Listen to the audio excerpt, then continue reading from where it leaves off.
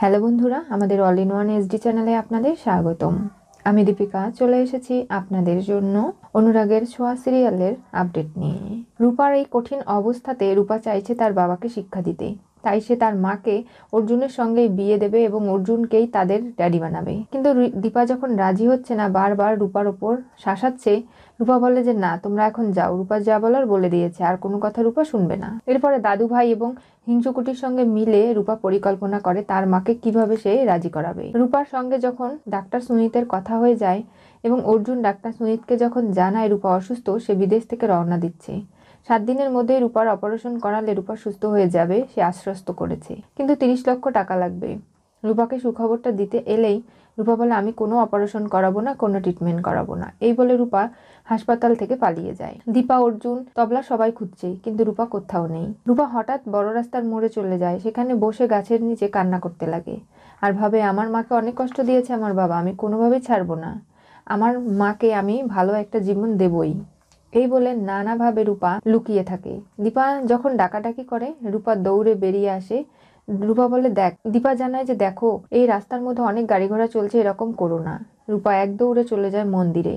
সেখানে গিয়ে ঠাকুরের পা ছুঁয়ে প্রতিজ্ঞা করে যে তোমরা যদি আজকে বলো আমাকে যে তোমরা দুজনে বিয়ে না করবে, তাহলে আমি কিন্তু কোনো কথাই তোমাদের শুনবো না, আবারও অপারেশনের টেবিল থেকে আমি পালিয়ে যাব। রূপা, এরকম উত্তেজনা তোমার জন্য ভালো নয়, চুপ করো। অর্জুন তোমাকে কথা দিচ্ছে, তোমার মা দীপাকে আমি বিয়ে করব। দীপা অবাক হয়ে যায়, তার চোখ দিয়ে জল পড়ে। বলে এখন তো চলো, ঠান্ডা হও, তুমি শান্ত হও, মা তো কিছু বলছে না, তুমি তো প্রমিস করেছো। দীপাও বলে ঠিক আছে, তুই যা চাস তাই হবে রূপা, আমি অর্জুনকে বিয়ে করব। তুই একদম কোনো চিন্তা করিস না, তোর আগে অপারেশনটা ভালোভাবে হয়ে যাক। না, এটা বললে আমি শুনবো না। আগে তোমার এবং অর্জুনের বিয়েটা আমি নিজের চোখে দেখব, তারপরে আমি অপারেশন করাবো, তার আগে নয়। রূপার শর্তের কাছে দীপা হেরে গেল। লাবণ্য সবটা দূর থেকে দেখে অবাক হয়ে যায়। তার ছেলের সঙ্গে দীপা যে আর কখনো এক হতে পারবে না, সেই বিষয়টাই তাকে ভাবাচ্ছে। কারণ দীপা অর্জুন বিয়ে করে ফেললে সূর্য ফিরে এলেও তার দীপাকে নিজের জীবনে ফেরাতে পারবে না। এইসব নিয়ে লাবণ্যর দুশ্চিন্তার যেন শেষ নেই। ওদিকে দীপা বারবার রূপাকে বোঝায় যে সে সূর্যকেই ভালোবাসে এবং সূর্যকে ছাড়া অন্য কাউকে নিজের জীবনে জায়গা দিতে পারবে না। রূপারও জেদ, কোনোভাবেই সে কোনো কথা আর শুনবে না। তার বাবা যখন সবাইকে ছেড়ে চলে গেছে, তখন তাকে সারা জীবন এরকমই থাকতে হবে। তাই দীপা এবার পড়ে গেছে দোটানায়। রূপার ট্রিটমেন্টের টাকা পয়সা এখন থেকে জোগাড় করা হচ্ছে এবং রূপার স্কুলের যারা স্টুডেন্ট, অভিভাবক আর বাকি যারা সবাই মিলে তারা 6.5 লাখ টাকা জোগাড় করে ফেলেছে। আর বাকি টাকাটাও জোগাড় হয়ে যাবে ফান্ড থেকে। অনলাইনে রূপার অসুস্থতার খবর যখন দেওয়া হবে, সূর্যর চোখে কি একবারের জন্য পড়বে না? সূর্য যখন জানতে পারবে রূপার এই ক্রিটিক্যাল অবস্থার জন্যই দীপা তার কাছে জৌরে ছুটে বারবার এসেছে। অর্জুনও অনেক কিছু বলতে চেয়েছে, কিন্তু সূর্য শোনেনি। প্রতিনিয়ত সূর্য এরকম করেই তো ভুল করেছে, আর আস্তে আস্তে তার নিজের বিবাহিত জীবনটা শেষ করে ফেলেছে।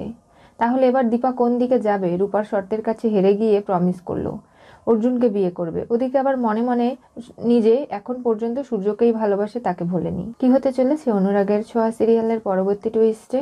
অর্জুন দীপার বিয়ে নাকি সূর্য দীপার মিল? কোন দিকে যাবে রূপার শর্ত? রূপা আজকে ছোট্ট বাচ্চা মেয়ে হয়ে যেভাবে বুঝছে তার মায়ের কষ্ট, সেটা কেউ বোঝে না।